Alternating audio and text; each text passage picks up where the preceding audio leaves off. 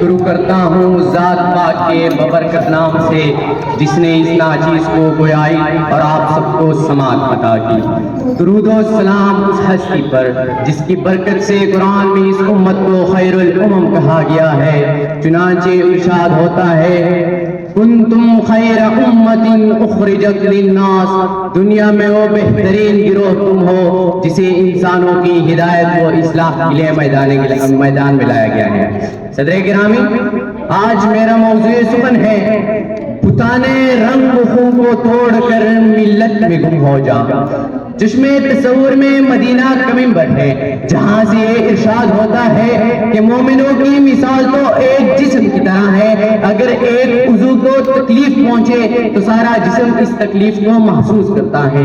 یہ پیغام سینہ بسینہ منتقل ہوتا ہوا شاعر مشرق کی شاعری میں ظاہر ہوا۔ تاج برطانیہ کے تسلط میں پڑے ہوئے مسلمانوں کو خواب غفلت سے بیدار کرتے ہوئے یہ پیغام سنایا گیا کہ ہماری پہچان قوم، نسل یا زبان سے نہیں بلکہ ہماری پہچان مسلمان ہونا ہے اور پوری امت مسلمہ ایک ملت ہے۔ ایک ہوں مسلم حرم کی پاسبانی کے لیے، ایک ہوں مسلم حرم کی پاسبانی کے لیے، نیل کے ساحل سے لے کر تا بخا کے کاشف۔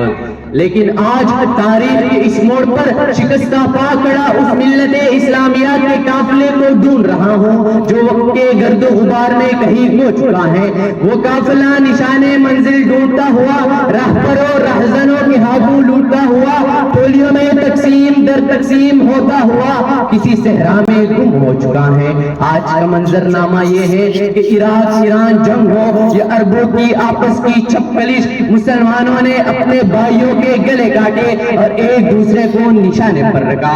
آج حالت یہ ہے کہ ہم مسلمان کہیں نسل کے نام پر تقسیم ہے، کہیں رنگ کی بنیاد پر اور کہیں فرقہ پرستی کے نام پر پھٹے ہوئے ہیں۔ فرقہ بندی ہے کہیں اور کہیں ذاتیں ہیں، فرقہ بندی ہے کہیں اور کہیں ذاتیں ہیں، کیا زمانے میں پنپنے کی یہی باتیں ہیں۔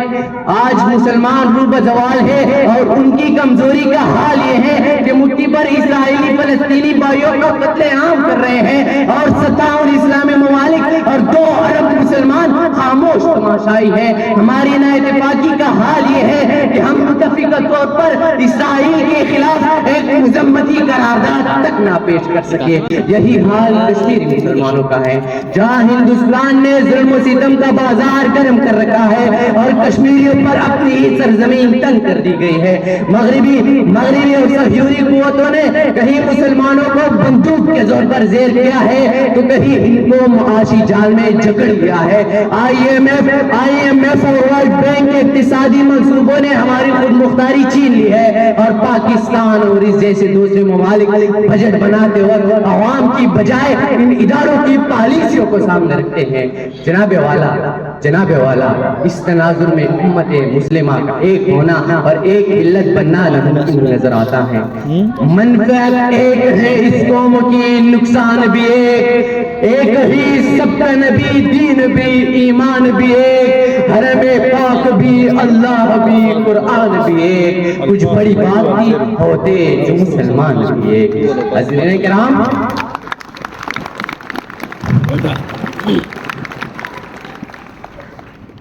حضرین کرام، نبی مہربان نے حجت الوداع میں فرمایا ہے کہ اے مسلمانوں، تمہارے اتحاد کے لیے ضروری ہے کہ قرآن کو مضبوطی سے پکڑو اور تفرقے میں نہ پڑو۔ خلفائے راشدین اور ان کے بعد آنے والے حکمرانوں نے یہی فلسفہ اپنایا اور پوری دنیا پر حکمرانی کی۔ آج کے مصائب و مشکلات اسی پیغام سے روگردانی کا نتیجہ ہے۔ وہ زمانے میں معزز سے مسلمان ہو کر، وہ زمانے میں معزز سے مسلمان ہو کر اور تم خوار ہوئے تاریخ قرآن ہو کر۔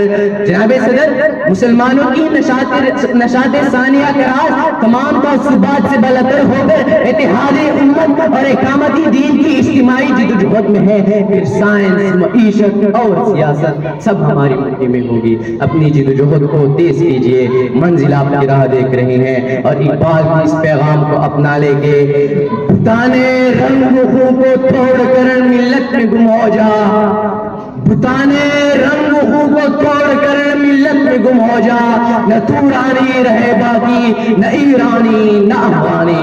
والسلام۔